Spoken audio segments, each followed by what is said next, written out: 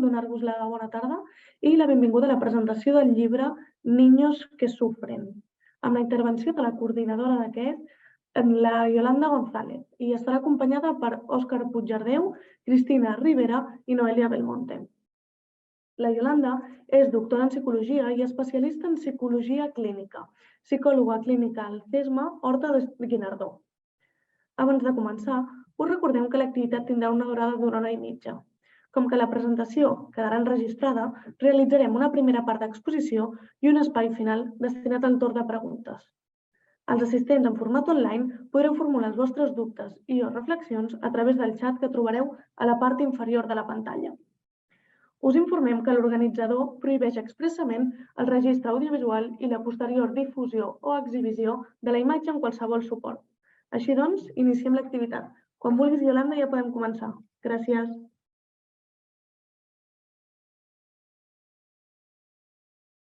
Ja està. Hola, bona tarda. Benvinguts a tots. Dono la benvinguda a la gent que està aquí presencial, a Francesc Rovira, a Carmen Largo, a Eduardo, no? Que va ser alumna nostra de Rochard, i a la Mariona, que és la dona de Francesc Rovira, que té molt bones idees, sempre.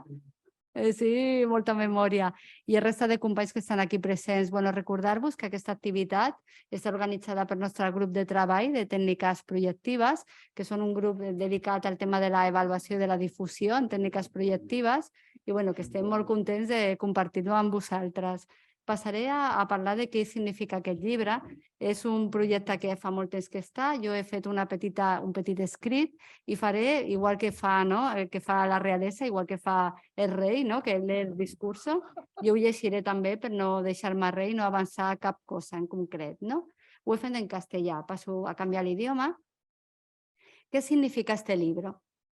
El primer núcleo de este libro surge en las visitas mensuales que hacíamos a una de las componentes de nuestro grupo de supervisión, Mercedes Pastor, ausente por temas de salud. Durante las charlas informales tras la comida, paseando por Sitges, donde ella reside, o tomando un café en su casa cuando ella no podía caminar demasiado, surge la idea de dejar constancia del trabajo realizado en un libro de casos. Al comentarlo con nuestra supervisora Vera Campo, esta se mostró ilusionada con el proyecto. Para ella, así como para nosotros, nuestro espacio de supervisión se había convertido en un lugar de aprendizaje, no solo sobre Rochard, sino sobre nuestros pacientes y sobre nosotros mismos. Esto era en el año 2014. Empezamos a trabajar en la selección de casos, centrándonos en niños y adolescentes, y decidimos introducir también información sobre diagnósticos tan habituales en las escuelas como el TDAH, o tan desconocidos como la depresión o la psicosis. Para maestros y padres pusimos un espacio de bibliografía asumible sobre estos problemas emocionales en infancia y adolescencia. Vera revisó con paciencia y dedicación cada uno de los casos seleccionados, hizo correcciones, comentarios y aportaciones que nos fueron de gran utilidad.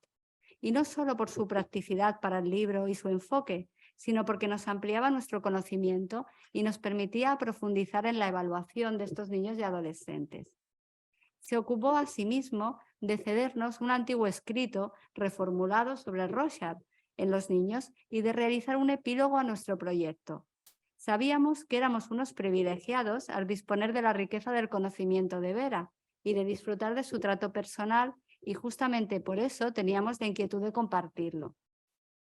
Este libro de casos era también una manera de poner de relieve la riqueza de Rochard como técnica proyectiva y su valor en el uso con niños y adolescentes, tan destacado por Vera durante su obra y tan defendido por ella frente a planteamientos que pretendían que esta técnica proyectiva era menos útil en este ámbito que en adultos.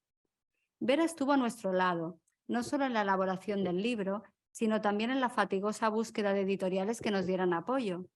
Por desgracia, no pudo ver finalizado el proyecto, dado que falleció en abril del 2018, cuando ya teníamos una editorial contactada que empezaba a trabajar con nuestro material.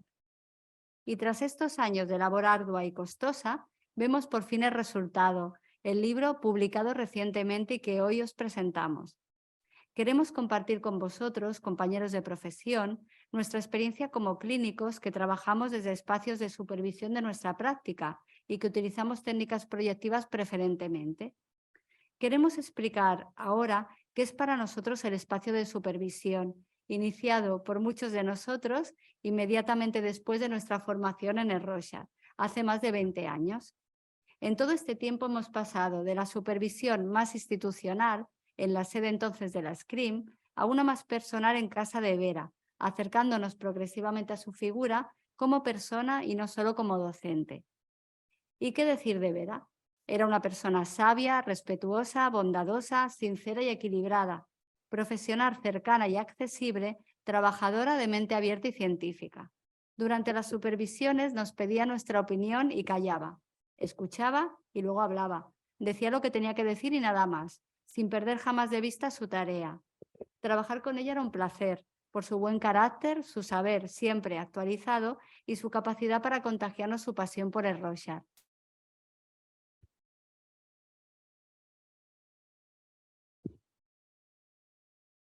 Pues yo, que no soy tan organizado como Yolanda, no voy a leer, ¿eh? Pero sí que me gustaría empezar diciendo que este libro sí que es un libro de casos, sí que es un libro de cómo atender a los chicos y a las chicas que sufren, tengan el nombre de pacientes, de alumnos, de niños, ¿eh? Son la misma persona. Pero sobre todo es también un reconocimiento a Vera, ¿eh? Y al grupo que se generó de supervisión, ¿eh? Porque Vera era una gran académica, una persona de conocimiento, de saber, de ciencia. Era también una gran profesional, una clínica con fabuloso, aquello que alguien llama ojo clínico, ¿eh? Y también una gran persona que nos hizo un acompañamiento en nuestro desarrollo personal y profesional importante. ¿Qué es la supervisión? ¿Qué son los espacios de supervisión? La supervisión es un espacio de reflexión sobre la práctica, ¿no? Un espacio destinado a la mejora de la atención que damos a nuestros pacientes, a nuestros alumnos, a nuestros clientes, el nombre que queramos emplear. Y también un espacio de mejora profesional para todos los que forman parte de cualquier equipo de supervisión, ¿no? Porque ante todo creo que cualquier supervisión es siempre un equipo de trabajo. ¿Y en qué ayuda? ¿En qué nos ayuda a ayudar a estos chicos que sufren? Pues porque ayuda a mejorar la comprensión que tenemos de ellos, a mejorar cómo les atendemos, a entender que todo trabajo clínico de soporte es siempre un trabajo en red, donde nadie está solo, siempre hay equipos detrás. Y también como profesionales nos ayuda porque incrementa nuestro bagaje técnico, nuestra caja de herramientas, nuestra capacidad para utilizar los instrumentos y en este caso el Rorschach y otras técnicas proyectivas. También para que nos supone una profundización en el conocimiento y en la comprensión de las personas a las que queremos ayudar, porque nos amplía la mirada. Ya no son dos ojos, a veces son 4, 6, 8, 10, ¿no? Diferentes puntos de vista que amplían la comprensión que tenemos sobre aquel chico o aquella chica. Y además mejora la evaluación de las intervenciones que estamos haciendo. Porque cada vez que se presenta un caso, no solamente hablamos del caso, sino también hablamos de nuestra intervención. Y por ello siempre es una cierta evaluación. Pero esto hace que el espacio de supervisión sea un espacio muy peculiar, porque por un lado es un espacio técnico, ¿no? Propio, profesional, pero también es un espacio científico, porque supone una investigación. Cada caso supone una investigación. También es un espacio de mentoría profesional, de acompañamiento, de alguien al que se le reconoce que sabe más, que ha recorrido un camino antes que nosotros y que nos ayuda en este camino, ¿no? Pero para que esto pueda ser posible, se requiere que este espacio sea un espacio libre y sobre todo abierto a la duda y abierto al no saber, que es el elemento que más ayuda al crecimiento profesional de las personas que intentamos ayudar a chicos y chicas que sufren. Pero esto requiere de una persona, ¿no? De una supervisora, de un supervisor, en nuestro caso, Vera, al que el reconocimiento, ¿no?, que el equipo de supervisados le otorga, permite que haga una función de guía, permite que guíe la supervisión, pero como bien decía Yolanda, no un guía que se pone adelante y estira, sino un guía que va al lado, ¿no?, acompañando. Porque aporta conocimiento, porque aporta seguridad y porque en el caso de Vera también aportaba una reflexión científica seria, argumentada, siempre levantándose a buscar no sé qué libro, no sé qué texto, que venía a colación de una única respuesta que podía permitir 20 minutos o media hora de discusión. Pero si la supervisión necesita de la supervisora, necesita de los elementos técnicos, también es verdad que necesita del grupo, del equipo, ¿no? Porque en realidad nuestra supervisión se fue convirtiendo en también una intervisión, ¿no? Había como una especie de soporte mutuo entre todos los que tuvimos el privilegio de estar mucho tiempo con Vera, que además permitía el aporte de diferentes miradas y de diferentes especialidades y de diferentes trayectorias profesionales de cada uno de las personas que estábamos en aquel grupo. Que a través de nuestras diferentes miradas y nuestra diferente comprensión del caso ampliábamos, ¿no?, aquello que la persona que presentaba el caso podía aportar. Y esto generaba la posibilidad de nuevas hipótesis, de nuevas propuestas de intervención, de nuevas miradas, que a la vez eran una ayuda para poder ayudar a aquel chico o a aquella chica que estábamos atendiendo. En resumen, la supervisión es una oportunidad para atender mejor a nuestros pacientes, alumnos, clientes,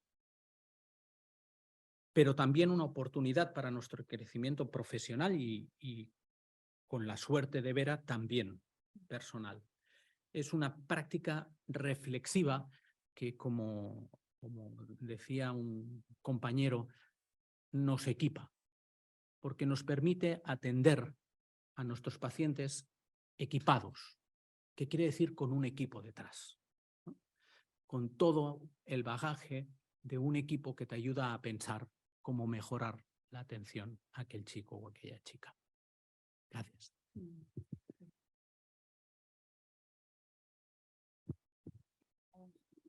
Bona tarda. Bon, jo parlaré en català perquè m'expreso millor. És la meva llengua materna i m'expreso millor. Jo voldria afegir a el que ha dit l'Òscar, que la supervisió, si me permites, Òscar, com diu una de les nostres col·legues, Carmen Amorós, que potser ens està veient, que també és control de qualitat. O sigui, tenir un treball de supervisió és fer un control de qualitat, perquè com que treballem amb la subjectivitat, a vegades no podem prendre distància amb els pacients perquè ens involucrem, perquè necessitem posar-nos en el seu món per entendre'l, no? Aleshores, a vegades, doncs, esclar, es necessita poder-se retirar, prendre distància, i el grup de supervisió ajuda molt en això. No sé si esteu d'acord, suposo que sí. Bueno, jo ara parlàvem que aquest llibre és una mica un homenatge a la Vera Campo, però jo explicaré una mica, breument, una de les tècniques que potser no tots els del grup utilitzem, però que ens agrada molt amb els nens, perquè dona molt material si es fa ben fet, que és l'hora de joc. Llavors, jo també aprofito per fer un homenatge al doctor Campo, que era el marit de la Vera Campo, que és Alberto J. Campo. I molts de la Societat de Roger i molts clínics de Barcelona i aquí gent que veig que s'ha format també amb el doctor Alberto Campo i sí, treballava a l'Hospital de Nens. Ja ho explicaré una mica després, però ell va difondre aquesta tècnica. Bueno, ho explico. Començo una mica ara ja a entrar en tema de l'hora de joc, diagnòstica. Què és això de l'hora de joc? Jo no sé la gent que s'ha apuntat, si està familiaritzada o no, però el que es puc dir és que... Primero és l'altra pàgina, no? Ai, no. Aquest. Que el joc és el mitjà natural de comunicació del nen. Vull dir, sí que els nens parlen, però sobretot juguen i es mouen, estan en acció. No? I això de l'acció crec que és molt important que ho senyali. Avui en dia que es fan tants diagnòstics de TDAH perquè els nens es mouen massa, però és que els nens s'han de moure. A mi el que em preocupa més és un nen que no es mogui. Un nen s'ha de moure i ha d'actuar. Perquè l'acció pel nen, o sigui, l'acció és el precursor del pensament pel nen. No? És una manera de pensar, podríem dir. Llavors, doncs això, el joc és el mitjà natural de comunicació del nen perquè només amb les paraules no aconseguim penetrar en un nivell profund de la vida mental del nen. I quan diem joc, també inclou dibuixar, pintar, retallar, construir, escriure, activitats que pel nen tot són joc i una manera de pensar. Aleshores, tot el que fa el nen, les accions, conductes, mentre juga, són mitjans d'expressió, que seria el que en l'adult ho faria amb la paraula. És a dir, un adult s'expressa per la paraula, doncs el nen jugant. Seria l'equivalent. I per què l'hora de joc en un procés de diagnòstic? Perquè seria l'equivalent de l'entrevista, d'alguna manera. Un nen, una entrevista, et diu 4 cosetes, però quan et diu coses és quan jugues. I sobretot si poses les condicions perquè pugui jugar i expressar-se.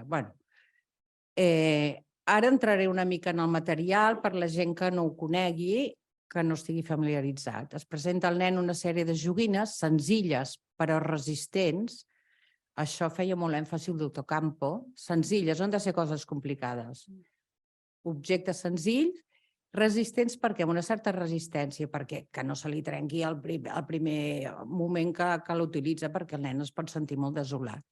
Això me'n recordo que ho assenyalava molt el doctor Campo. Llavors se'ls hi posen animals salvatges, de granja, figures humanes de diferents generacions i gènere, peces de construcció, cotxes.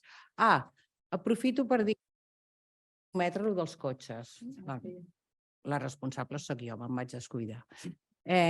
Plastilina, tisores, pega, celo, llapis, goma, maquineta, llapisos de colors, atuells de cuina i de servei de taula, cordill, peça de roba. El doctor Campo també ens deia que en una època s'hi posaven agulles de cosir, perquè hi havia nens que cosien. Me passes l'altra diapositiva? Sí, és aquesta. El propòsit de l'hora de joc és el d'entrar en contacte emocional amb el nen. Això és molt important. És a dir, no anem a registrar quines seqüències de joc fan. Sí, també, és molt important. Però entrar en contacte emocional amb el nen i comprendre el significat de la seva activitat lúdica des del punt de vista del seu funcionament mental. Això permet generar hipòtesis per descobrir el seu tipus de pensament, les seves emocions, angoixes, fantasies, mecanismes de defensa, tipus de relacions que estableix amb els seus objectes interns, és a dir, amb les... No és a tu que no t'agrada la paraula objecte intern. O sigui, les representacions de les persones que l'han cuidat, no? El sentit de realitat i el seu conflicte. Aquests aspectes que no són observables a simple vista queden al descobert en la seqüència de joc, el qual està influït per mecanismes inconscients. Llavors, clar, quan el nen juga està simbolitzant, no? I permet al nen transferir interessos, fantasies, ansietats i sentiments a objectes diferents de les persones. Això li confereix un alleujament i per això diem que l'activitat de joc és una activitat essencial pel nen.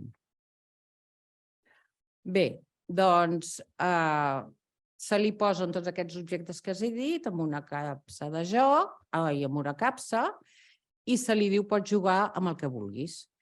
Aleshores també recordo el doctor Campo que deia què hem de fer? Capsa tancada o capsa oberta? I ens deia si la deixem tancada, potser es pensa que allà hi ha una bomba quan la destapi, no? Vull dir que això hem de valorar una mica què fer, no? Segons el tipus de nen. I aquí, doncs, intervé la capacitat d'intuir, d'empatia i de com sentim el nano. Bueno, en tot aquest procés, l'actitud del psicòleg clínic és de vital importància perquè l'hora de joc sigui verdaderament una eina clínica. L'actitud del psicòleg és molt important. Consisteix en generar un ambient de respecte i comprensió amigable, de simpatia i empatia, el que se'n diu en psicoanàlisi neutralitat benevolent. A veure, quan dic simpatia, no em refereixo a que s'hagi de seduir el nen. Simpatia seria en el sentit que el nen se senti ben acollit i ser agradable, no? Perquè si no, el nen no s'expressarà. I tot això implica un estat anímic obert a la percepció de tot allò que el nen expressa amb el seu joc, especialment a nivell emocional. I les poques intervencions que realitzi el clínic han de ser dirigides a obrir un espai mental, i això ho he tret de la Carmen Amorós, que deu estar per allà, a obrir un espai mental en ambdós, en el nano i en nosaltres mateixos, nosaltres per poder pensar i entendre allò que li succeeix al nen. ¿Hay más diapositivas? De les teves, no. No. Aleshores, sí, a mi m'agrada... No hi ha res més aquí? No. M'agrada una mica explicar, perquè us podeu preguntar, bueno, i d'on ve, no, això? D'on ve això? A qui se li va ocórrer? A veure, hi ha qui diu que les bases del joc les va posar Freud perquè ell, bueno, ja ho coneixeu, no? El pequeño Hans, que era un nen que li passaven coses, tenia fòbies, i el seu pare va pensar, m'aniré a veure el senyor Freud a veure què em diu. Llavors, a través del pare, el pare li explicava les coses que feia el nen, amb què jugava, quins somnis tenia, el que dibuixava, bueno. I després, o sigui, que li explicava com jugava també, l'acció d'aquest nen. I després, aquell nen petit, que quan la seva mare s'absentava de casa, doncs jugava amb un rodet de fil i l'allunyava i el recuperava, no? Rebobinant, no? I ell se'n va adonar que era un joc que l'ajudava a elaborar l'absència de la mare. Això podrien ser les bases. Però llavors, això de la caixa de jocs va ser una anècdota. La Melanie Klein, al primer terç del segle passat, li va venir a la consulta una nena de 7 anys que havia tingut molt bona relació amb la seva mare, molta confiança, molt confident, i al moment d'entrar a l'escola, que a aquella època entraven molt més tard, doncs no li agradava l'escola. I ella només expressava disgust per l'escola i la Melanie Klein no li treia res més. I aleshores un dia se li va ocórrer això. Va agafar una capsa, va posar uns quants cotxes, uns ninotets, algunes cosetes que va trobar allà a casa seva dels seus fills i ho va portar, no? I la nena va començar a expressar-se i el tractament el va poder tirar endavant. Ja abans de la Melanie Klein hi va haver-hi la Hermine von Hung-Helmuth, no sé si es pronuncia així, que ella era una psicoanalista vienesa que havia utilitzat els dibuixos i ocasionalment el joc, no tenim res escrit de quins objectes, però com a material per analitzar nens a partir de 6 anys. Però ella no ho va sistematitzar. La cosa és que la Melanie Klein ho va sistematitzar, tot això. Més tard, Sophie Morgenstern, que estava afincada a París, però no sé d'on venia, ara no ho recordo, utilitzava contes, somnis, fantasies, jocs i dibuixos com a tècnica de tractament per nens amb trastorns de comportament en un hospital de París. A través de tots aquests materials, ella buscava el contingut latent, ocult sota el contingut manifest. I això, que sembla una mica antic, que és del segle passat, crec que ho hem de recuperar perquè, com he dit abans, a vegades els diagnòstics es fan només amb les aparences del comportament del nen i no anem a buscar què hi ha darrere d'això. Bueno, ella, la seva obra, la de la Sophie Morgenstern, el valor està en que va exposar el seu mètode mitjançant dibuixos, perquè en el llibre també no hi ha ningú ara que parli precisament de dibuixos, però també és una tècnica que utilitzem. Ella va fer un tractament mitjançant només dibuixos amb un nen de 10 anys afectat de mutisme. Clar, no parlava, encara no es feia allò del joc, encara no s'havia sistematitzat, va fer a través de dibuixos i va descobrir que tenia una intensa angoixa amb un dels progenitors i molta por al càstig. Quan Sophie Morgenstern li va comunicar al nen que li passava això, el símptoma va desaparèixer i va recuperar la parla. És una anècdota, però que la trobo bonica perquè sembla un cop de màgia, no? Però no, és un procés, evidentment és un procés, però una mica no, perquè veiem que la paraula no és el més important als nens, que els nens poden dir moltes coses a través dels dibuixos, del joc i de tot el que fan i de tota l'acció, no? I jo crec que ja he acabat. No sé, potser m'he deixat alguna cosa. Ah, sí. Però segur que no hi ha res més aquí? No. Bueno, sí.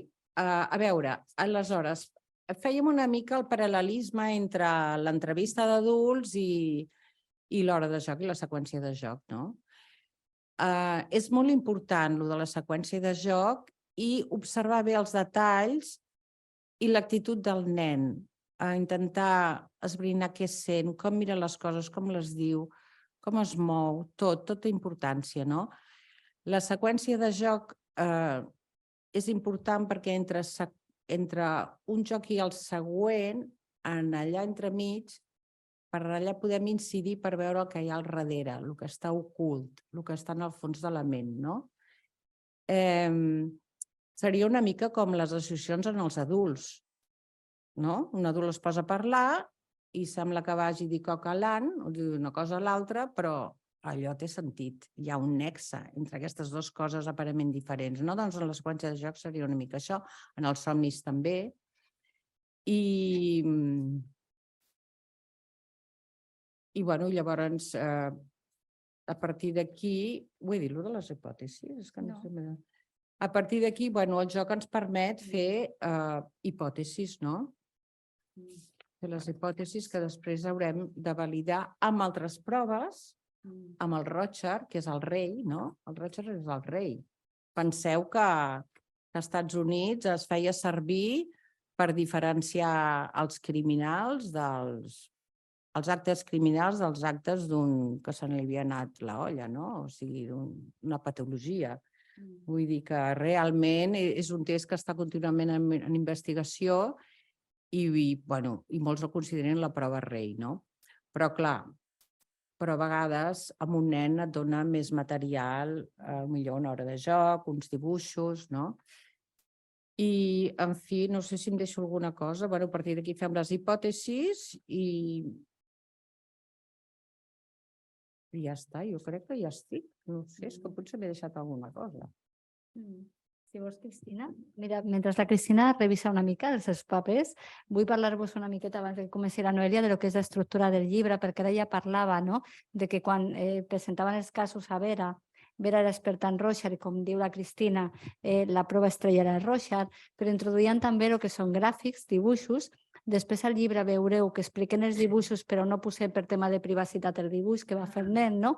Introduint també l'hora del joc, sobretot en els casos que són de Cristina i que donen material molt, molt interessant realment, i de Teresa. De Cristina i de Teresa, que són els casos, les dues terapeutes, no? Les dues avaluadores que utilitzen aquest tipus de tècnica, que això és molt important. I abans de passar la veu a Noelia, que comentarà un cas, us vull comentar una miqueta com van organitzar el llibre i el que trobareu dintre del llibre, no? L'estructura del llibre és la següent. Primer hi ha un pròleg que el va fer Nancy Vilar, que és la nostra actual supervisora, que és una mestra de Roger, una gran professora i una gran persona, que és companya de Vera Campo durant molts anys i que a l'amor d'aquesta va assumir el repte de continuar supervisant-nos. I de fet aquest mateix dissabte tenim una altra vegada supervisió amb un cas de la Teresa, que és molt interessant. Després està l'escrit que us he comentat, no? Dedicat a Vera Campo, on parlem de la nostra experiència de supervisió. La Cristina ha parlat de la introducció a les tècniques projectives, incloent el tema de Roger, l'hora de lloc, no? El tema dels gràfics, el TAT, també en algun moment, que la Núria també l'utilitza, no? Totes les proves que utilitzem projectives. I després van decidir ubicar uns quants casos de nens i adolescents i ubicar-los segons uns epígrafes vinculats a dificultats, com he dit en la meva presentació. Finalment van decidir agafar casos que siguessin representatius de trastorns de conducta, de TDAH, d'altes capacitats i després, molt important, de depressió i o vinculada a les dificultats en el vincle. En la introducció parlem de les tècniques projectives, però també hi ha un apartat dedicat al WIS-4 i després també parlem de les dificultats emocionals, com s'expressen en la infantesa i com s'expressen en el moment de l'adolescència. Llavors, a nivell de trastorns de conducta tenim dos casos, el cas Lluís i el cas Marc. Veureu que cada cas li hem posat un epígrafe amb la caracterització del nen. El Lluís és el nen que no es volia hundir, que no es volia enfonsar. Això és perquè el primer dibuix lliure que li va fer a la Teresa va ser el Titanic, no? I aquí veien una mica la dificultat del nen i va venir d'aquí, el nen que no volia enfonsar-se, un nen que en el Roger donava molts reflexes, no? I bueno, que té unes característiques especials que veureu al llibre. I després tenim un cas de l'Òscar, que és el Marc, el nen que no sabia llegir i que va donar moltes dificultats als mestres i bueno, que també van tenir dificultat amb els pares, no? Me'n recordo que el comentava el dia que va venir a buscar-lo el pare, no perquè el nen s'havia portat malament i el pare quasi va arrastrar físicament al nen per horror dels mestres que van dir potser no és molt bona idea castigar el nen perquè el pare sembla que es controla menys encara que el nen, no? Llavors, bueno, això també hi havia uns indicadors de negligència, d'abús, l'Òscar no treballava en aquell moment, no? Era un EAP, no? I estava molt habituat a aquest tipus d'indicadors i el cas Marc és un cas d'ell.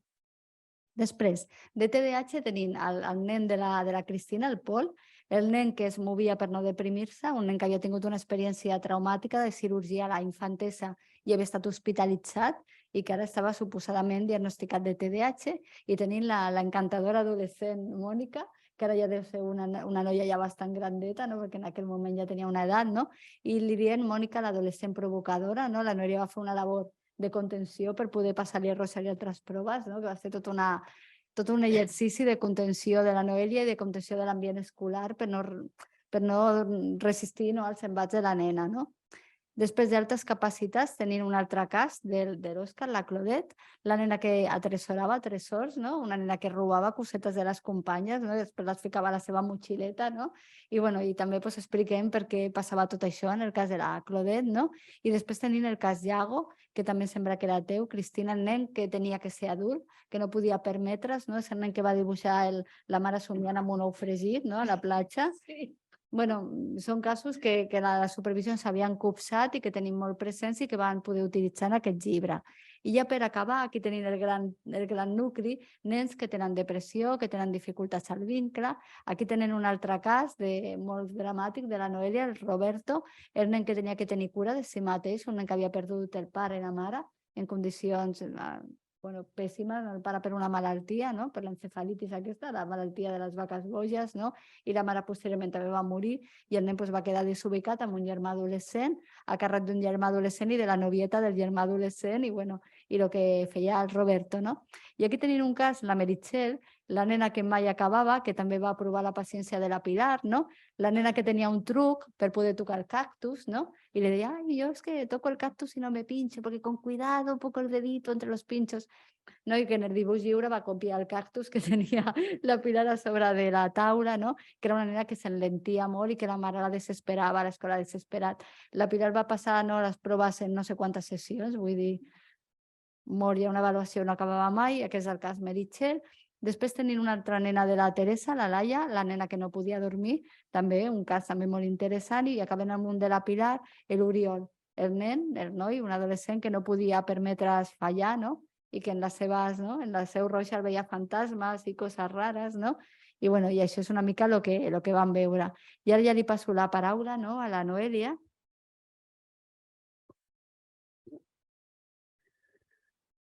Bueno, pues hemos decidido presentar el caso al que hemos llamado Mónica, porque nos parece un caso que es muy complejo y a la vez es muy rico. Es un caso que trabajamos en el espacio de supervisión, nos dio bastantes quebraderos de cabeza.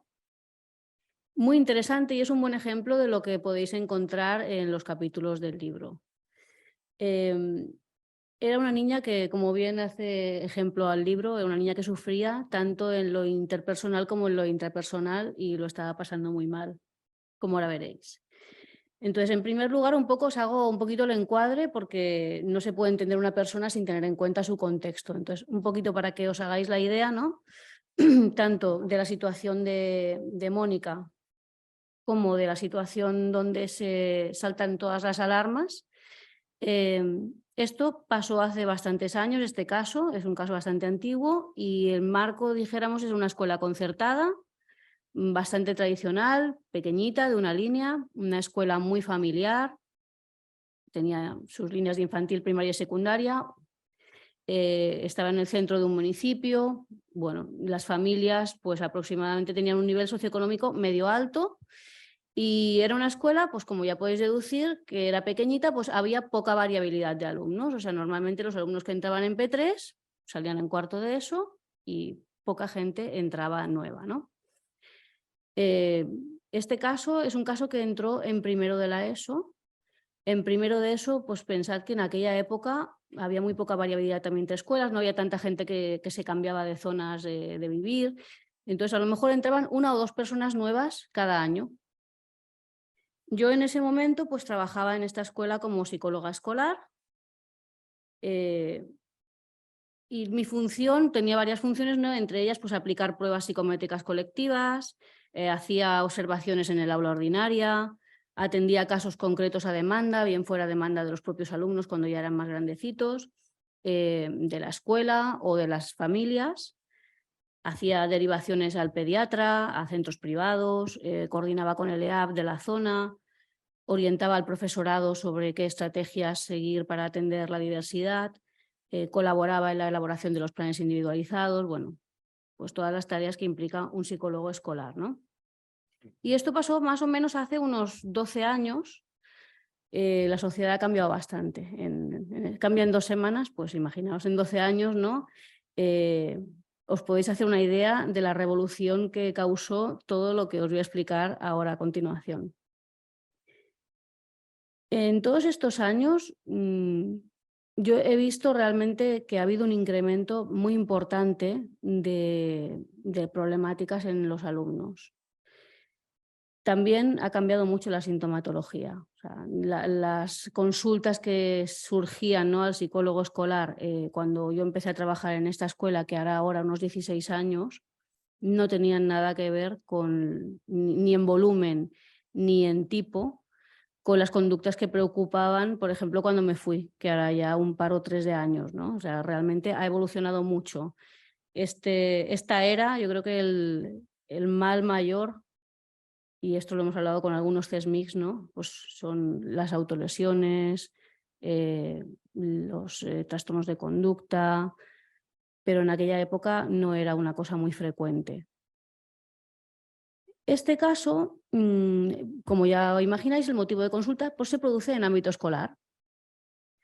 Es una adolescente que, para que os hagáis un poco la foto de familia, hay un matrimonio separado que tiene 2 hijos. Mónica es la hermana mayor y tiene un hermano más pequeño que va a cuarto de primaria. Los padres se separan cuando Mónica tiene 8 años. Entonces, bueno, pues entra una nueva matrícula en primero de la ESO. Aparentemente no hay datos relevantes sobre esta alumna. Lo que nos llega de información es que Mónica hace primaria en una escuela, que en primero de la ESO es una escuela que no tenía instituto, pasa a un instituto y ahí se produce algo y se cambia a otro instituto para repetir primero de ESO. Empieza el curso y a los 3 días la tutora realiza una demanda muy preocupada. Mónica mostraba muchas conductas desubicadas, muchas llamadas de atención. Era una adolescente muy sexualizada y mostraba como un cierto disfrute con comentarios y conductas de tipo que se diría de sadismo, ¿no? Era como una showwoman, como una persona que buscaba mucho la atención. Su conducta en la escuela era disruptiva y muy alarmante. Tanto en la hora de clase como cuando se quedaba en otros horarios no lectivos, ¿no? Como puede ser pues, acogida, comedor, etc., ¿no? Ella decía pues, cosas como que le gustaba beber sangre, quemar Barbies, llevaba medicamentos a la escuela y los repartía con el alumnado. Miraba a los compañeros y se autoestimulaba, no se tocaba de forma erótica, escenificaba actos sexuales, y esto era algo que en el colegio no se había visto nunca, ¿no? Entonces todo el mundo estaba como muy escandalizado, no solo los profesores, también los propios alumnos lo veían como algo que no se había producido nunca allí. Fabulaba diciendo que había hecho tríos, decía que era bisexual como si fuera una provocación. Antes tampoco el tema de la sexualidad no era algo que se hablaba tan abiertamente. Entonces, en una escuela pequeña, tan familiar, hace unos 12, 13 años, fue bastante revolucionario. Otras de las cosas que hizo bastante graves era acusar, por ejemplo, por redes sociales a compañeros de haberla agredido, como forma de manipularlos o castigarlos por no haber cedido a las peticiones de ella. En el momento de evaluar qué es lo que estaba pasando y hacernos un poco la idea de, pues, de qué dificultades tenía Mónica, nos damos cuenta de que había muy poca información sobre ella. Se dio la casualidad de que en ese momento la madre necesitaba solicitar unas becas, fue en septiembre, y aportó, aportó no a la escuela, aportó adjunto a las becas un informe clínico. Esa información se había omitido conscientemente a la hora de hacer la matrícula, pero al rellenar la beca se vio que había un informe clínico que nos decía pues, que esta adolescente estaba diagnosticada de TDAH tipo combinado y que se estaba medicando y tenía un seguimiento psicológico y psiquiátrico. Así que ya tenemos aquí una primera información de que es que esta madre nos oculta cosas importantes que la escuela debe conocer para atender las necesidades de la alumna, ¿no? Una alumna con TDAH tiene unas necesidades educativas especiales que deben ser atendidas. Y esto es relevante no solo para su bienestar emocional, sino también para su desempeño académico. Nos enteramos por casualidad. Entonces nos da la sensación de que es una madre pues, poco consciente de las dificultades de su hija, de las necesidades. Centramos una primera entrevista y vemos que le cuesta mucho hacerse cargo de la gravedad de las conductas, ¿no? de su hija.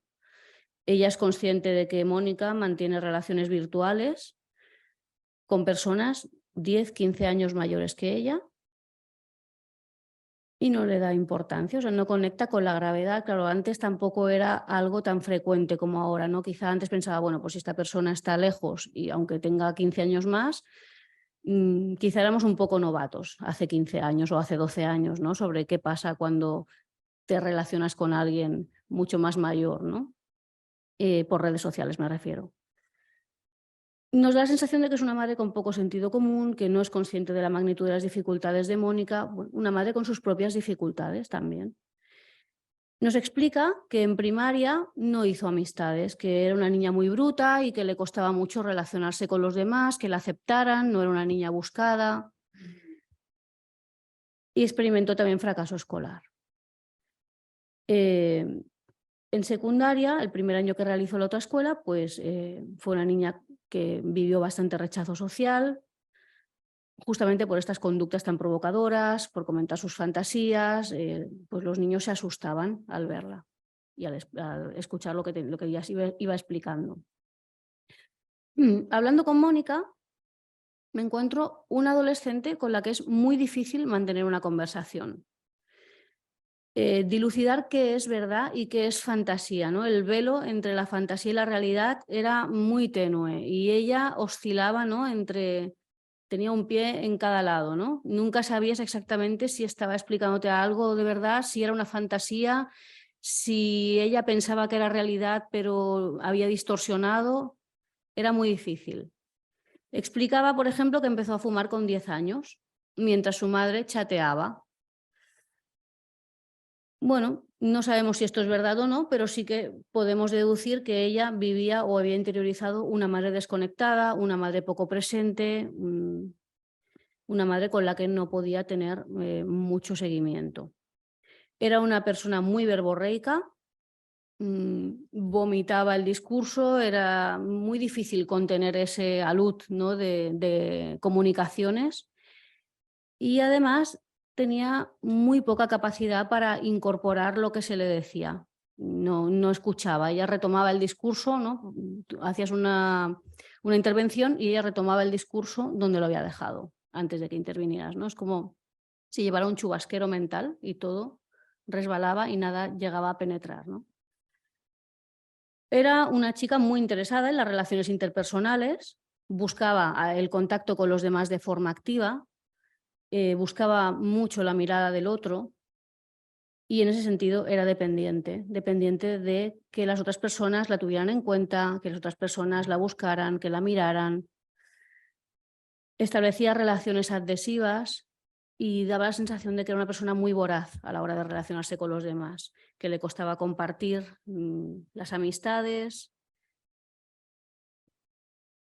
Así a simple vista parecía una persona desesperada por tener amigas. No había experimentado la amistad, por lo menos en muchos años, no sé si de muy pequeña quizás sí, pero en ese momento ella realmente estaba desesperada y habría hecho cualquier cosa por tener amigas. Un día trajo unos dibujos, ella explicaba que dibujaba en casa, que le gustaba dibujar, ¿no?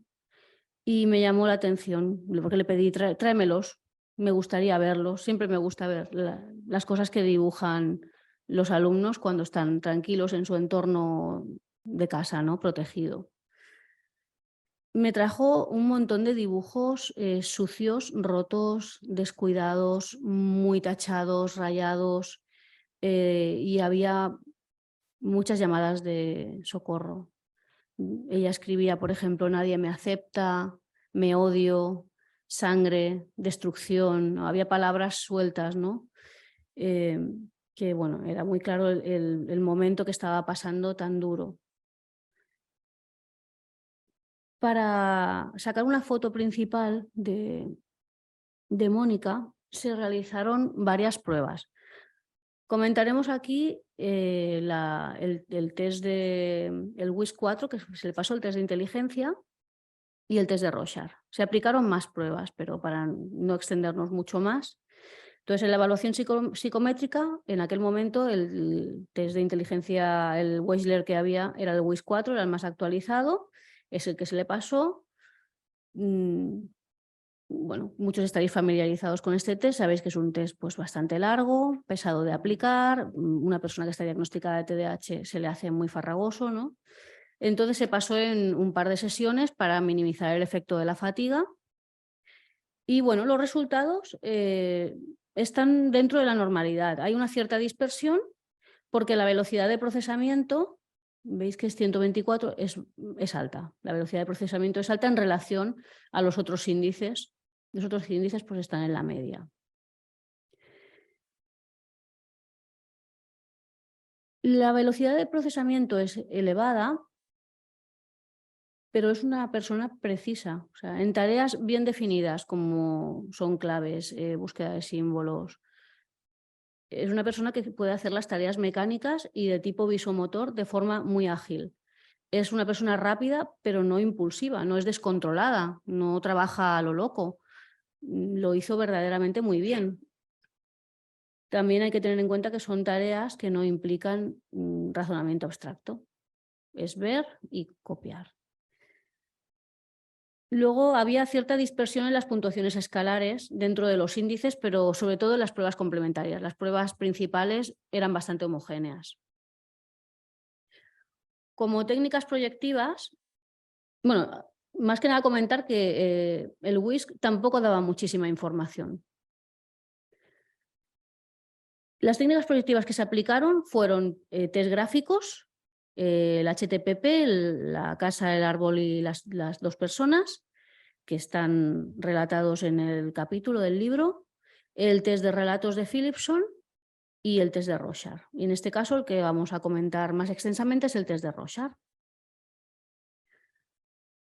Aquí no se ve muy bien porque es tan grande la codificación, ¿no?, que ha salido todo pequeñito. Pero bueno, para comentar un poco a simple vista los resultados de la codificación. Es una persona que se implicó mucho en el proceso de evaluación. O sea, ella, cuando tú le dabas atención individualizada, era la más feliz del mundo, porque era lo que buscaba, ¿no? Entonces, pues ya veis que dio 33 respuestas, que están muy, muy bien, y además muy elaboradas. Estaba muy motivada por hacer la evaluación, tanto la evaluación cognitiva como la de personalidad. Era una persona muy compleja, muy productiva, y lo hizo muy a gusto y con muchas ganas. Dio muchas respuestas en las láminas cromáticas, que son la 2, la 3, la 8, la 9 y la 10. En estas láminas ella dio muchas respuestas. Ya veremos luego en el resumen estructural que es una persona que se siente muy atraída por la estimulación emocional, por el salseo, los entornos emotivos, los entornos cargados de emociones. A simple vista ya se ve, no hace falta mirar el resumen estructural. Vale, si puedes pasarla. Gracias. ¿Quieres que la quede en el resumen o voy a la otra? Quédate en el resumen, sí. Si analizamos un poquito el resumen, así a grosso modo, veremos que hay unos índices que dan positivo, que es el PTI, el índice de pensamiento psicótico, y el HVI, que es el de hipervigilancia. Esto así en bloque nos informa de que su pensamiento está confuso, muy confuso, y que tiende a lo psicótico, que se siente perseguida, es una persona que está siempre alerta, en tensión, hipervigilante, se siente vulnerable, mirada, que por otro lado busca. Eso también tiene una parte de egocentrismo, se siente perseguida y se siente mirada cuando a lo mejor nadie la está mirando, ¿no? Es una forma también de satisfacer esas necesidades que ella tenía de ser mirada. La percepción y el pensamiento estaban bastante alejados de la realidad. Si nos fijamos en controles, en la zona de controles, vemos que hay un D +1. Bueno, indicaríamos que esto es egosintónico, no se siente incómoda con su forma de funcionar, probablemente porque proyecta. Son los demás que son malos, los demás que se portan mal, los demás que no la entienden. Y si miramos el D ajustado, es +3, quiere decir que a pesar de ser un adolescente, esta forma de funcionar ya está bastante estructurada. Lleva mucho tiempo funcionando así. Eso también tiene relación con esto que os explicaba de que no dejaba que le entrara nada, ¿no? Es una persona poco plástica, poco moldeable. Va a costar hacerla cambiar su punto de vista, hacerla cambiar su opinión.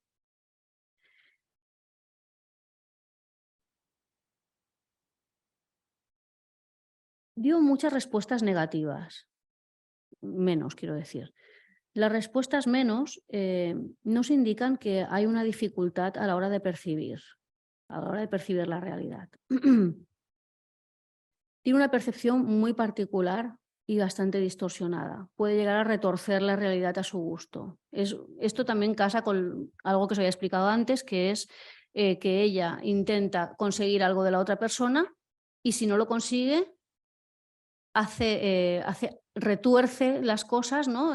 Los castiga, haciendo ver que los malos son ellos, ¿no? y que ellos le han agredido a ella. Entonces, es una persona que puede retorcer mucho la realidad, ver cosas donde no las hay y crear bastante conflicto sin ser ella a lo mejor consciente de esto. Y luego también hay muchos fenómenos especiales. Los fenómenos especiales nos indican que este pensamiento que ella tiene es muy idiosincrático, es muy personal, muy propio, que va a costar mucho ponerse en su punto de vista, entender qué es cómo ha llegado ella a estas conclusiones, porque su pensamiento es muy enredado, mezcla muchas cosas y la percepción y el pensamiento están ambos distorsionados.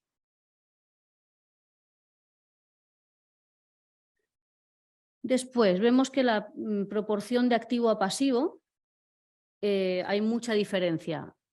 Y esto también se ve en la conducta directa con ella, ¿no? Es lo que os decía, que es una persona muy tozuda, que llevaba como el chubasquero mental, ¿no?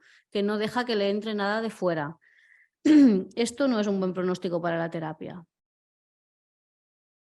Por otro lado, había bastantes respuestas que se llaman mórbidas, y esto también nos indica que en cierto modo ella sí que tiene una sensación de estar dañada, de estar rota, de que algo no funciona bien en ella. Entonces nos encontramos con una persona que su percepción está distorsionada, su pensamiento muy disparatado, incomprensible, saca conclusiones bizarras, mezcla ideas, es confusa.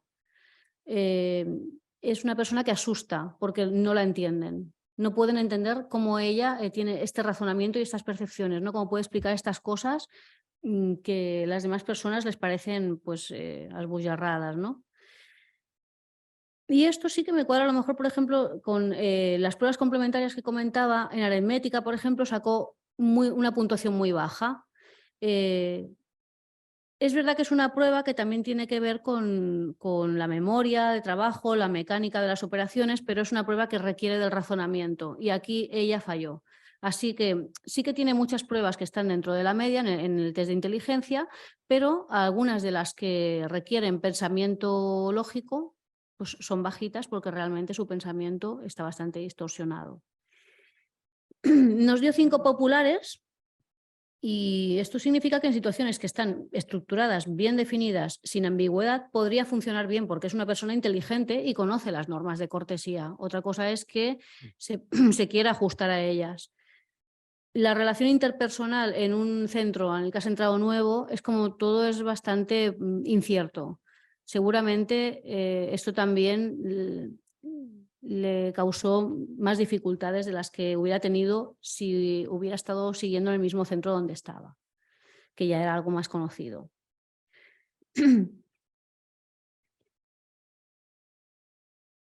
Si miramos los afectos, vemos que es una persona que puede ser muy retentiva, callarse las cosas, guardarlas, incluso somatizar.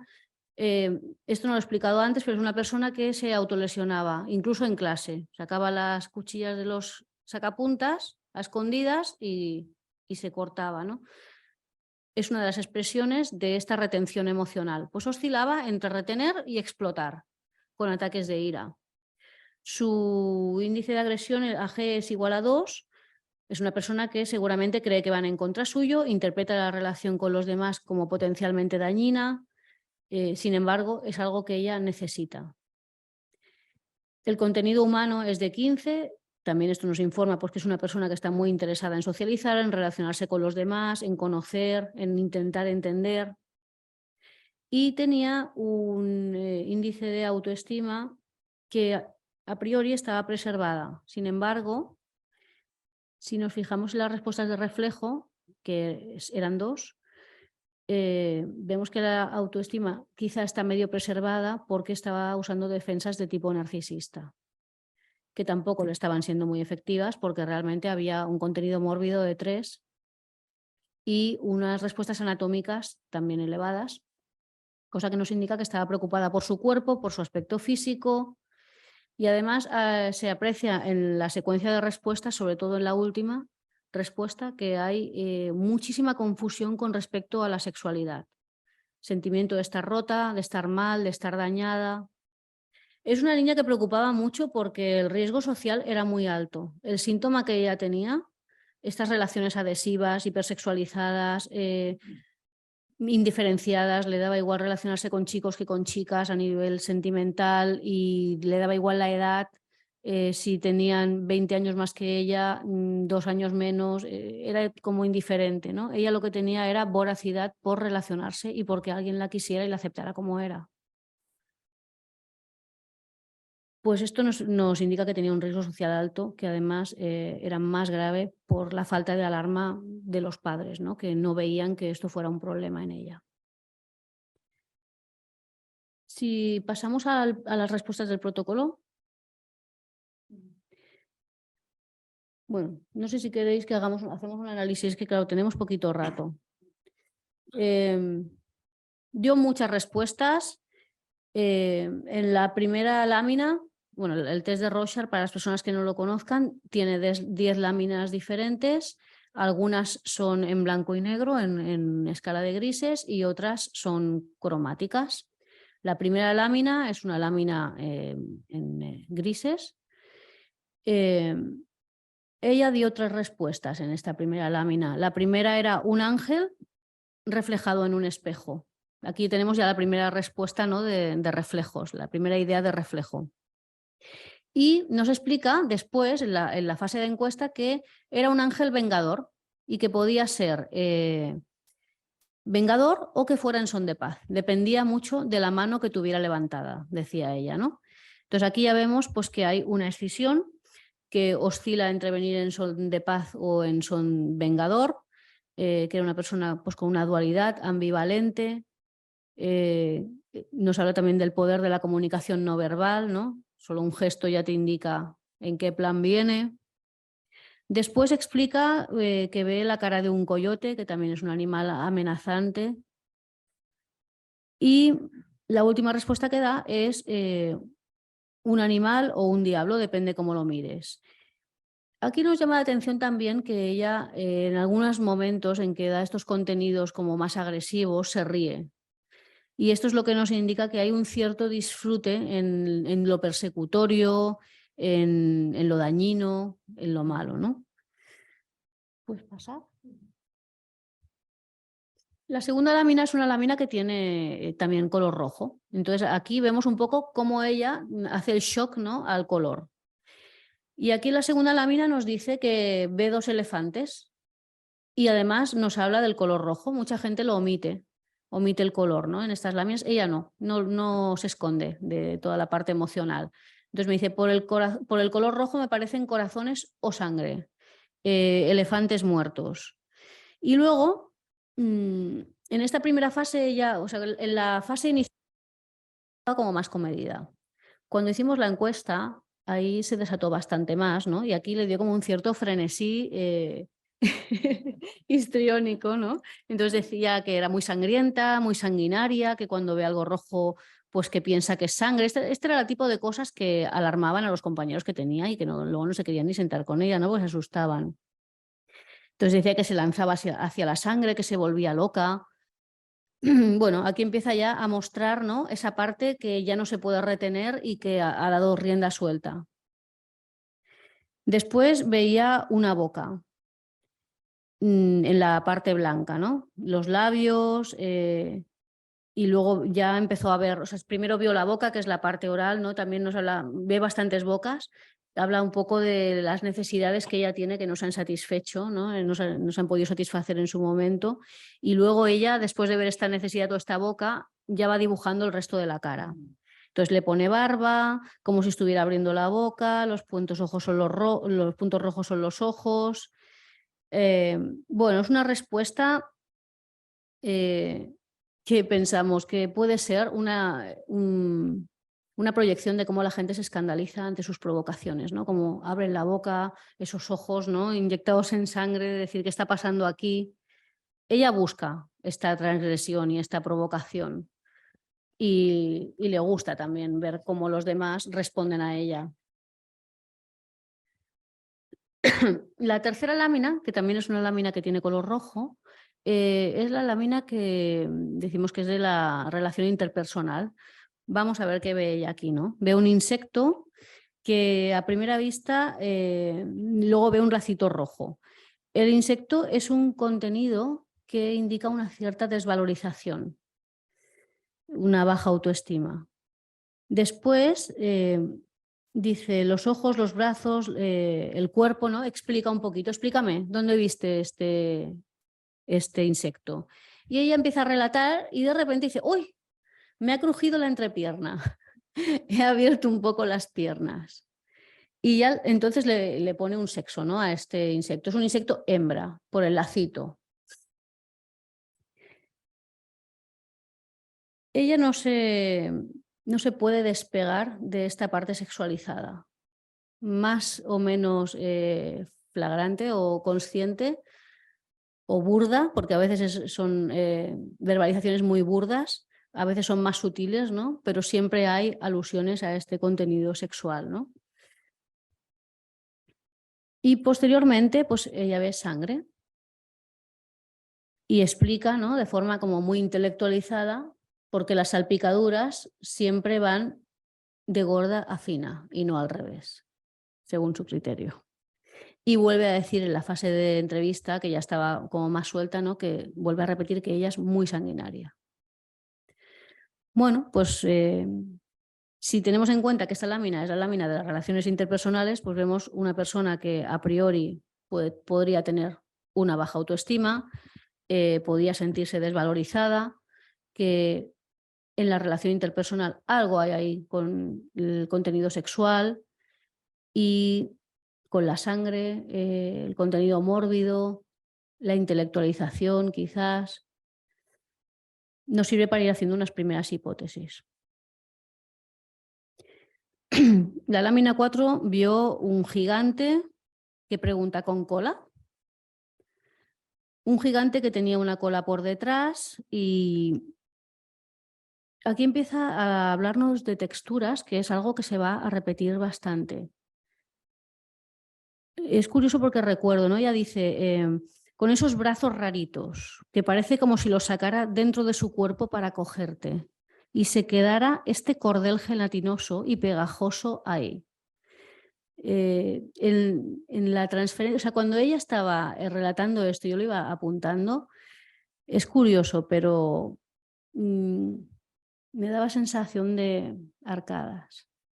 Y a veces pasa que estás recogiendo unos contenidos que te provocan reacciones también somáticas, ¿no? Y en este caso hay varias texturas que ella explica que mientras las estaba relatando fisiológicamente producían cambios, ¿no? Pues esto, de no poder más, de asco, de arcadas, como muy gráfico.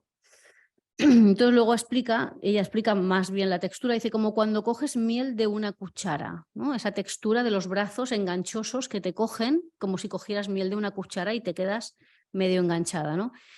Ella es una persona que se quedaba enganchada a quien fuera.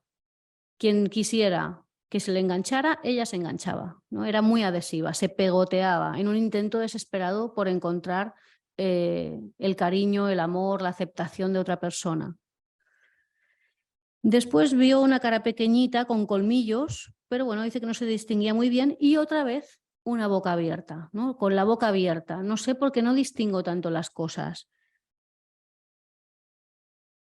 Nos hace pensar, ¿esta boca abierta qué es? Escandalización, admiración, necesidad, ¿no? Como los pajaritos cuando abren la boca que esperan que alguien le dé algo ya medio digerido para que lo pueda incorporar. Bueno, son preguntas que van surgiendo mientras vas leyendo el protocolo y que luego tienes que ir poniendo en consideración con el resto de las pruebas. En la lámina 5, que es una lámina de grises también, aquí dice así, a simple vista parece una mariposa volando que está intentando salir de algo viscoso. Hasta el punto estaba todo muy bien, pero sigue la frase e intenta salir de algo viscoso. O sea, también está atrapada, enganchada, ¿no? Como si las alas fueran atrás, las está bajando y se está dando impulso, necesita escapar de algo. Después, otra vez, vuelve a dar un contenido oral que son las bocas de cocodrilo, oral agresivo. Como si intentaran salir otra vez atrapadas. Intentan escapar, ¿no? Hay un aspecto oral aquí sádico por el tema de la agresión de los cocodrilos, ¿no? Muy primario, que se queda enganchada en lo viscoso, que necesita salir, despegarse, ¿no? Entonces explica que son bocas de cocodrilo por la forma que tienen, que salen de algo viscoso y que les cuesta salir. Después vio unas antenitas de delante, como una persona volando con algo, con orejitas pequeñitas, alas inventadas, una respuesta más fantasiosa y una boca triste con algo entre medias. Ya veis que hay un montón de contenidos de bocas. Dice, como si lo hubieran atado. Esta respuesta me pareció horrible y me generó muchísima angustia. Dice, una boca triste con algo entre medias, como si lo hubiesen atado, como dicen algunos, le han cosido la boca. Bueno, esto puede tener un aspecto más sádico, inquietante. Era una respuesta que a mí me removió mucho, no me dejó indiferente. El protocolo en sí, mientras lo aplicaba, realmente fue bastante complicado, ¿eh? Primero porque iba muy rápido dando las respuestas, no me daba tiempo de apuntar de una forma, y pensé, vaya forma de maltratarme, que está viendo que no llegó. Y luego por el contenido, ¿no? De las respuestas. Esta de la boca es que, vamos, era vivencial total. Bueno, en la siguiente lámina nos da 2 dedos que están diciendo que bien, están haciendo un ok. Y ella explica como si fuera un puño y algo sobresalido. Y entonces me dice, ¿sabes lo que significa ok? Significa 0 muertos. Y después ella vio una punta como si fuera un insecto y explica que era una palomilla de esas, ¿no? Una palomilla que a priori dices, bueno, un insecto pequeñito, ¿no? Inofensivo. Bueno, las palomillas son insectos muy voraces que pueden romper el plástico, el cartón, meterse dentro de la comida, infectarlo todo. Tiene un contenido muy destructivo y por otro lado es un insecto que lo aplastas, ¿no? y te deshaces de él como bastante fácilmente, pero hasta que lo descubres cuesta. Y después de ver este contenido como tan negativo, ¿no? Tan destructivo, vio una chimenea del volcán, la chimenea de un volcán. Aquí está la parte de tensión, de explosión, ¿no? De que ella acumula y va guardando hasta que explota. Y entonces decía que había la lava, ¿no? Y escenifica cómo la lava salía disparada. También tiene una cierta recuerdo, ¿no? Un aspecto fálico, ¿no? Como ella explicaba las cosas. Siguiente lámina.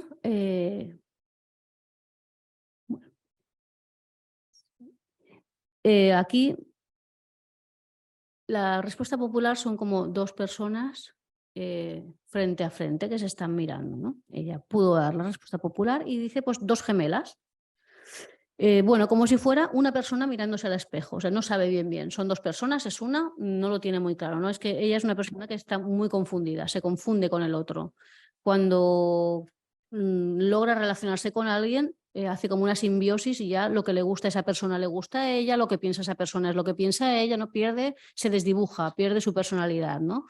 Y aquí se ve también claramente en las respuestas, hay una falta de límites, donde empieza uno y donde acaba el otro. Y ahí llega un momento que empieza dando 2 gemelas y luego ya no tiene claro si son 2 gemelas o es una persona reflejada. Entonces explica que está de espaldas y se gira para ver cómo está y que las películas que ha visto pues que tienen esos vestidos, ¿no? Como Cenicienta. Dice, se gira a ver si le hacía un buen culo el vestido, ¿no? Dice, aunque está mirando de frente parece que se ha roto el cuello. Ella también es una persona que llegaba a dañarse para intentar verse mejor y ser más aceptada por los demás. Y luego explica también, ¿no? El culito en pompa, también un aspecto pues, bastante sexualizado, ¿no? Que piensas, bueno, una lolita reflejada, 2 lolitas que se miran el culo provocativas, ¿no? Bueno, ese juego de seducción al que jugaba ella constantemente. Y después ve 2 cerdos. que sobresalía una pata, y como si te fueran a pegar. El cerdo, o sea, un animal sucio personificado, ¿no? En el acto de pegar, los cerdos no pegan a las personas y encima me quiere pegar a mí. En cierto modo, ¿no? Al evaluador, ¿no? Le está como poniendo, entre comillas, en riesgo, ¿no? Te quieren pegar a ti. La siguiente lámina. Esta lámina, la lámina 8, es una lámina que es totalmente cromática y ella, la forma de reaccionar fue Dios. Esta es multicolor. Se descontroló bastante. Cuando vio el color fue como, wow, perdió un poco el norte, ¿no? Y entonces aquí ya vio un videojuego, como si estuvieras entrando en algún lado, un nivel fuera de la puerta, en las esquinas había unos animales cogiendo la puerta para abrirla, un trozo que estaba rajado, como si estuvieran abriendo la puerta o separando la puerta de alguna manera, ¿no? Recuerda un poco esas texturas que ella decía, ¿no? De que rasgas y se ve algo ahí que no se acaba de romper, ¿no? Entonces explicaba que había unos animales, que no sabía qué tipo de animales eran, pero que estaban sacando la puerta de sitio, rompiéndola, ¿no? Empieza una especie de excitación destructiva y ya empieza acribillación y se reía, ¿no? Bueno, ella disfruta con esto de la rotura, con el daño, el deterioro, ¿no? Le ha provocado pues una risa. Le cuesta diferenciar dónde está el límite de lo que es divertido y la parte más sádica. Y parece como una persona que ha entrado en un momento maníaco, ¿no? y poco sensible al tema de romper, ¿no? Después veo una gimnasta, abriéndose de piernas, ¿no? Aquí vuelve otra vez este aspecto sexual encubierto. Y un escudo, pero que tenía dos brazos que decían, bien, vamos a ganar, ¿no? Y con la cara incluida de naranja. Bueno, aquí el escudo es como una defensa, ¿no? Ya ha visto tantas cosas agresivas, ha disfrutado tanto, ¿no? Con esta agresividad que ahora parece que se pone como una barrera, una defensa ante estos contenidos de destrucción. Quedan dos láminas y en la lámina 9, es una de las láminas más complicadas, ¿no? Ella pues ve dos personas montadas en algo, las de arriba del todo están luchando, son naranjas porque el objeto que están montando se les está prendiendo, está ardiendo y es fuego. Y entonces explica que están montadas, dos personas montadas en una especie de moto y que están luchando por las espadas que tiene el hombre. Entonces explica que ve fuego porque es color naranja, porque parece fuego de verdad. Entonces ella estaba como muy excitada en este momento, ¿no? Como si se hubiese prendido la lucha. Bueno, tenía una forma a la hora de relatar estas respuestas como que cada vez ella se iba encendiendo más, ¿no? Como el fuego este que ella misma iba relatando, ¿no? Una excitación destructiva. Y después veía un caballero que iba a por algo, que estaba montado en una foca, ¿no? Aquí una cierta desvalorización, ¿no? Del aspecto masculino, que es un caballero, ¿no? Medieval, ¿no? Que está montado en un caballo, no, en una foca. Y que parece que va a buscar algo y no puede concretar qué es lo que busca. Y acaba esta lámina diciendo que el rojo es como si fuera un arma letal, un arma de destrucción. Un arma de destrucción masiva, la parte inferior de la lámina, ¿no? Por los puños y luego taladros, por la forma que tienen, como si fuera un robot. Esta respuesta no hace pensar en muy buen pronóstico el tema de la destrucción masiva. Y por último, la lámina 10, que es una lámina muy colorida, con muchos elementos separados, disgregados, ¿no? Para una persona tan escindida le provoca como mucha confusión, como es tan colorida y a ella le gusta tanto toda esta estimulación emocional, pues lo vivió como una maravilla de lámina, ¿no? Pero realmente para dar estructura a algo tan disgregado, una persona tan escindida es complicado, ¿no? Entonces ella pues primero dijo que veía como si hubiesen tirado pinturas al azar. Y que dos parecían petardos explotando, ¿no? Aquí hay la primera respuesta que da a la lámina es como un cierto descontrol emocional, ¿no? Es un shock y lo primero que le viene es algo con una forma bastante burda, ¿no? Pintura tirada, petardos explotando. Posteriormente da una respuesta que dice que el rojo se junta con el azul y es como si hubiesen clavado algo y se estuvieran desangrando, como si le hubiesen asesinado porque hay cantidad de rojo. La persona no está, está el acto, el hecho, el desangramiento, ¿no? Explica la sangre de color rojo, hay unos puntos más oscuros, como si le clavases algo, hace alusión a alguien, pero a ese alguien ella es incapaz de verlo, ¿no? Lo azul son riñones por la forma que tienen. Y después ve un cangrejo, otra vez una barrera, una forma de protegerse ante este descontrol, ¿no? De la sangre, del daño. Después ve un buceador con algo en la mano y luego dice un hueso, ese que tú coges y luego lo separas para ver quién gana, los huesos de la suerte. Y aquí explica que con su madre lo utilizaban. Bueno, es el hueso de la fortuna y aquí rescata algo positivo de la madre y también al mismo tiempo un aspecto mágico y esotérico de que si rompes el hueso pues tendrás buena suerte. Después veo unas zapatillas, unas babuchas, un insecto, luego ve dos que parecen bichis por las caras, la forma, nuevamente unos riñones, la espalda y los riñones que están conectados, entonces explica los riñones, la columna por la forma.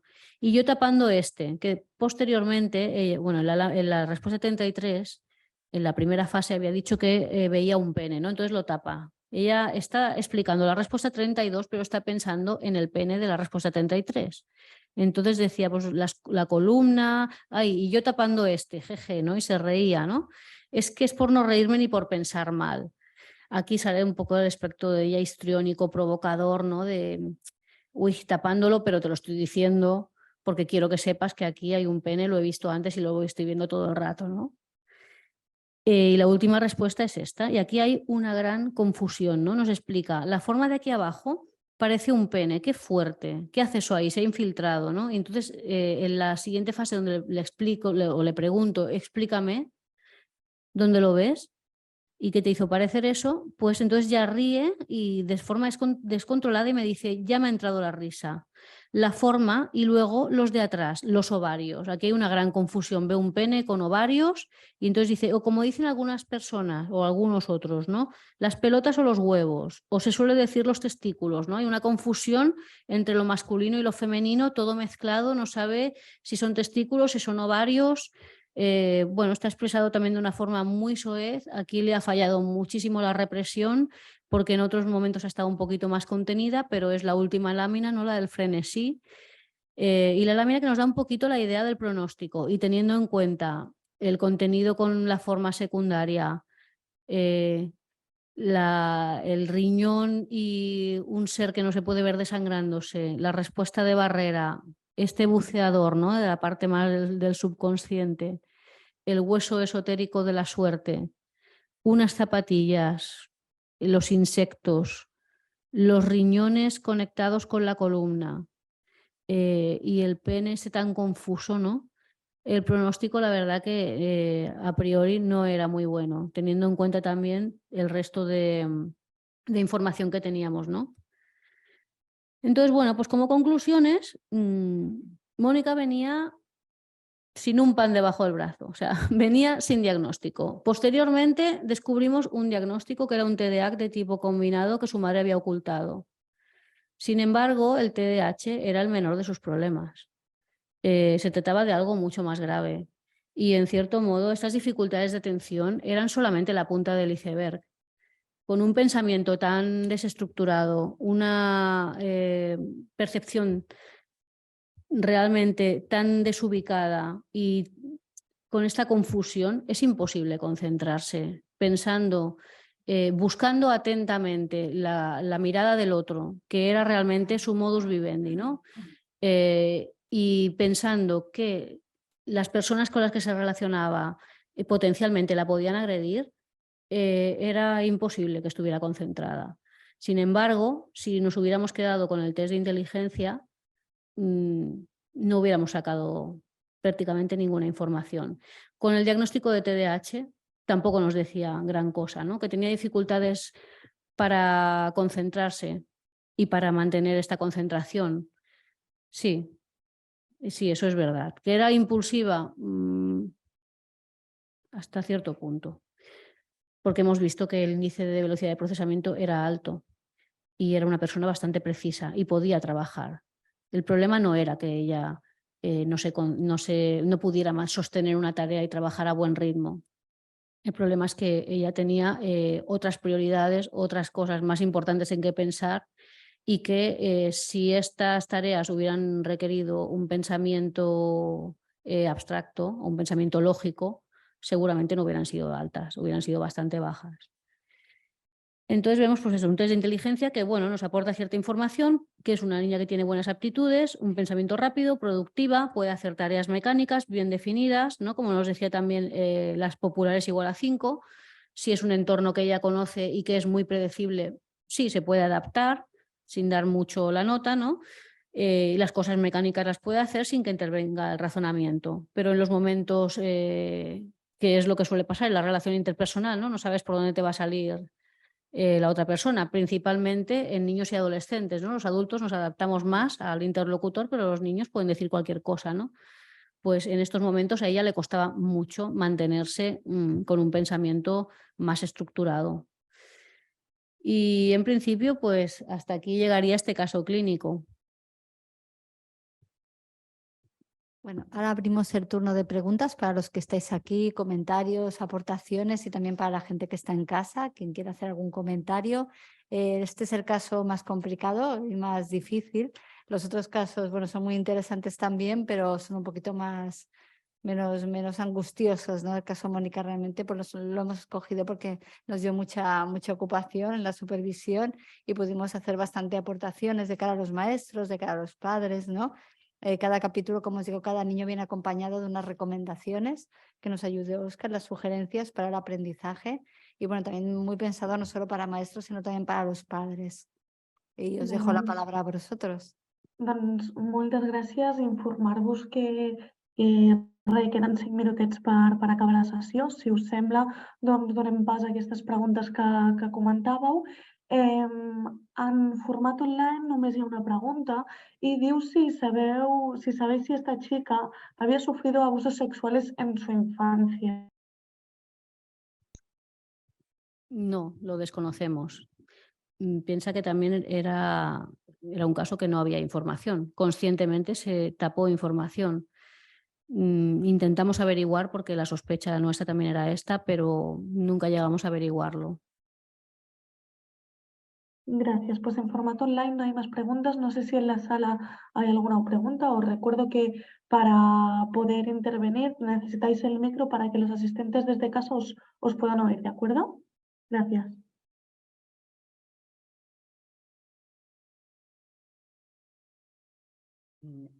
Hola, es muy interesante toda la presentación del libro y la presentación del caso. ¿Sabes algo en este caso de su infancia, de las relaciones con los padres de niña? ¿O no se ha tocado? Muy poca cosa. Sabemos que los padres se divorciaron cuando ella tenía 8 años.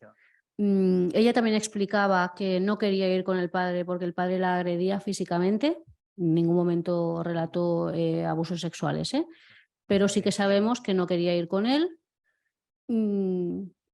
El momento que se citó al padre, porque se le citó a posteriori, pues vimos un padre como bastante seco, que daba muy poca información, más venía en modo receptivo que para proporcionar información y que básicamente el tema que le interesaba era el tema académico y lo demás, pues si lo podía rehuir mejor. Con el tiempo conseguimos que pudiera acceder a ir a una terapia privada, porque claro, en el Centro de Salud Mental Infanto-Juvenil las visitas eran muy espaciadas. Lo que pasa que, bueno, creo que no tuvo mucha suerte porque la terapeuta que cogió el caso pues era como muy directiva, ¿no? Entonces le daba como unas pautas muy concretas para hacer en casa. O sea, no era un espacio de reflexión tampoco para ella, era como una cosa más de adiestramiento que otra cosa. En lo que has dicho, que con la madre sí tuviste esa entrevista, ¿verdad? Y entonces ella dice que era una niña y que no fue bien aceptada en el colegio, que no fue deseada, no fue una niña deseada por los padres. No, ella. no, que no era buscada por los compañeros. por los compañeros. Sí. No habla en cuanto a los padres, de eso no se sabe. No, esto Vale. ya no lo dijo. No era una Vale. niña, la típica niña que Es que escoges para jugar. Entendí que no había sido buscada. Vale. Sí que sería interesante por todo el comportamiento de la niña. Aquí nos está informando de qué ha ocurrido con los vínculos iniciales. En términos kleinianos, tiene un objeto interno muy dañado. O sea, y por eso son sus miedos. O sea, ella seguro que ha habido unas dificultades enormes en la infancia con estos padres. Todo diagnóstico con el que ella la presentan, del TDAH, un niño hiperactivo es un niño hipoescuchado. Entonces hay que indagar ahí. Entonces, todo su comportamiento está clamando esto. La escucha, la búsqueda. Y eso, que la no atención que dice, contigo tiene una atención enorme. Además ha sido exhaustivo el comunicado suyo, la interpretación. Del tipo que sea, pero ha estado ahí diciendo. Entonces ha tenido capacidad de atención. Y tú además abundas en ello diciendo que sí. Lo que es una niña no encuentra su lugar. Y como no la entienden, la rechazan y ella se siente rechazada. Y ella no está feliz. Entonces el sufrimiento que está teniendo, o sea, hasta el corte ya es un motivo de sufrir, no puede, alivia del sufrimiento, el corte, perdonad, ese corte físico, el sufrimiento emocional que está sintiendo porque no encuentra su lugar, porque no es aceptada por los amigos, por los padres tampoco. No. No, lo confirma el comportamiento. Entonces es muchísimo más liviano el corte. Hace una comparación entre sufrimiento y sufrimiento. El corte suyo, la autolesión, es menor que lo que está sufriendo. Es evidentemente que todos estos mal diagnosticados trastornos hiperactivos, y que además está medicada, ¿no? Sí. Claro, es una situación, está medicada por el trastorno y no está entendida por el terapeuta. Como tú bien dices, lo que necesita es un setting, un espacio de exploración y de escucha a ella y que pueda hablar. Ella acude al asustar para confirmar. De alguna manera es precisamente, bueno, no me quieren porque realmente yo soy así. Entonces es un bucle. En conclusión, en términos kleinianos, está llena de objetos internos terribles y que hay una mala relación desde el inicio, desde niña con sus padres. No ha sido, querida. Claro, nosotros no pudimos indagar tanto y también por ser en el ámbito escolar. No sé hasta qué punto teníamos que saber muchas más cosas. Sí que es verdad Claro, es que va por ahí la historia para ayudar a esta joven, porque si no, no se entendía. por ese motivo se insistió mucho en que tenía que hacer una terapia más continuada que la del propio CESMIC, ¿no? Sí que es verdad que la autolesión, yo estoy de acuerdo, ¿no? Era como un arma de doble filo, ¿no? Por un lado era un dolor físico que le aliviaba el sufrimiento emocional y por otro una forma también de autocastigarse porque era como todo retroalimentado, ¿no? ¿Ves? El otro me devuelve que yo no valgo, que yo no sirvo, que no me puedo ser querida, por lo tanto me castigo y eso se iba retroalimentando constantemente. Pero claro, además, exacto, está con un tratamiento tremendo. O sea, necesita terapia y sí que puede, aparte de lo que haya salido, sí que puede ser recuperada esta niña. Además que se le escuche y que tenga su espacio de entendimiento y hablar también con la madre. Porque es una relación vincular. Era complicadísima esta madre. Es que claro, cada uno tenía su mochila, ¿no? La madre también tenía la suya propia. Sí. Bueno, pero el resultado es este. No, desde luego, esos son los ingredientes para hacer la receta, ¿no? Porque hay elementos psicóticos, entonces es por algo. O sea, no es una psicosis de estructura, es una consecuencia de unos vínculos no bien establecidos. Entonces, por eso es la gravedad que sí que es recuperable, yo la veo recuperable. Gracias.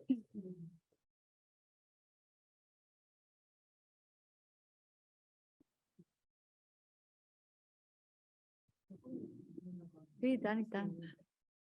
No, volia dir felicitar-vos, m'ha agradat molt la xerrada que heu fet, m'ha agradat molt com ho heu explicat. Jo no sóc psicòloga, sóc mestra, i explicant una mica, escoltant el que deia la Noèlia, el que deia la Cristina, el que deia també l'Òscar, el que dèieu tots, amb aquesta explicació tan exhaustiva, de cop et poses en el cas, no? I de quina manera, com a psicòlegs, us arribeu a buidar de tot això, perquè això és un desgast increïble, no? Llavors, quan deia també l'Òscar, que deia que heu fet aquest treball d'equip, no? Aquest equip que va darrere, aquest grup, i la pregunta era, continueu vosaltres fent coses així en grup? Perquè quan et desgastes d'aquesta manera aquests casos, tenir aquest coixí entre vosaltres el trobo molt interessant, no? Perquè quan un defalleix, no, és com que l'altre veu el que un no ha vist, no? Perquè un entra tant en el tema que aleshores posar distància costa una mica. La pregunta era aquesta, si entre vosaltres teniu més projectes així de fer en conjunt, perquè us trobo un equipàs de fer equip fantàstic, no? I que m'ha agradat molt, volia constatar això, no? Que m'ha agradat molt aquesta xerrada. Jo crec que tots els professionals que treballem amb persones i que estem al costat del patiment, no? I l'entorn escolar és un entorn en què potser és de les poques institucions per on passen tota la població. Els que gaudeixen més, però també els que més pateixen, no? I tota persona que està en contacte amb el patiment necessita espais d'autocura. I l'espai de supervisió és un espai tècnic, per tant, un espai d'aprenentatge, un treball, com deia, de control de qualitat, d'avaluació, però també un espai d'autocura, d'acompanyament entre els membres de l'equip.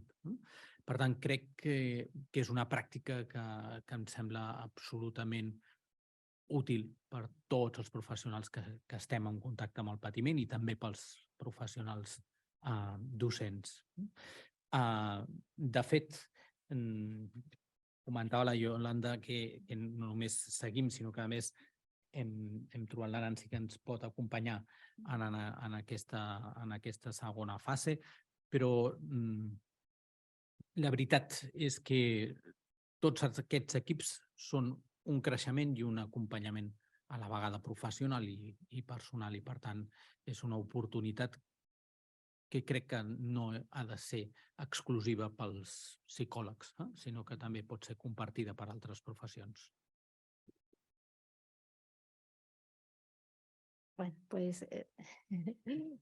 Bueno, muchas gracias a todos los que habéis estado y bueno, en respuesta a la pregunta que decía, tenemos más proyectos, sí, continuamos, tenemos pensado hacer alguna otra publicación, ya veremos hacia dónde nos lleva, pero siempre con los casos, con nuestros pacientes, ¿no? Y usuarios y niños y adolescentes y adultos, que en mi caso, ¿no? Que son evaluados y que podemos ayudarlos a través de las técnicas proyectivas. Muchas gracias a todos y como dice la Cristina, ya está, ya es suficiente. Muchas gracias nuevamente y buenas tardes. Doncs moltes gràcies a tots els assistents que heu vingut presencialment i els que heu vingut online i els ponents també. Informar-vos que us arriben moltes felicitacions a través del xat, sobretot pel llibre i també per la presentació. Així que enhorabona i ens veiem a les pròximes activitats formatives del col·legi. Moltes gràcies, que vagi bé, bona nit.